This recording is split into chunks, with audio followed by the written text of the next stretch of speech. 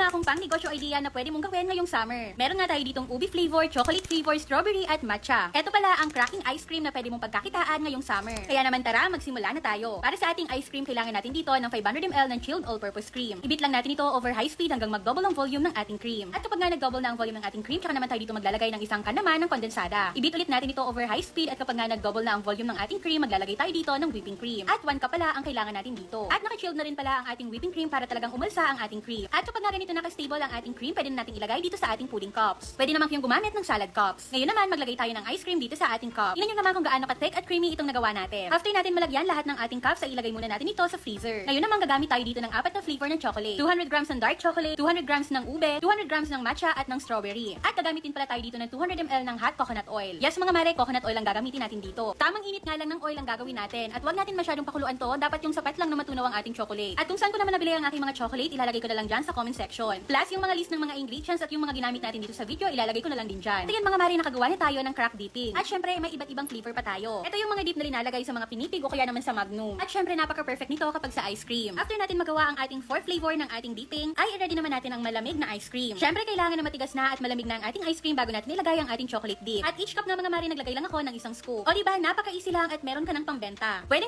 mo na tong pagkakitaan ngayong summer. Meron nga tayong iba't ibang flavor na magugustuhan talaga ng mga bata. Marami na nga din tayong nagawa dito na iba't ibang flavor. Pwede nga natin itong ibenta up to 30 pesos. At syempre, pwede din tayo dito maglagay ng mga Rice Krispies, sprinkle, o kaya naman chocolate chips. At syempre, bago natin yan i-serve, ay ilagay muna natin ito sa freezer. At kapag nga matigas na din ang ating ice cream, ay ready to serve na itong ating napakasarap na cracking ice cream. Pwede mo itong gawin sa mga handaan o kaya naman gawin mong pangbenta. At saka kung magugustuhan to ng mga bata. Kaya naman mga mare, kung gusto mo din kumita, kahit maliit lang ang puhunan, gumawa ka na ng napakasarap na dessert na to. At saka kung sold out agad yan. Kaya naman mga mare, kung gusto mo pa ng ganito mga dessert recipe at pang negosyo idea, follow for more.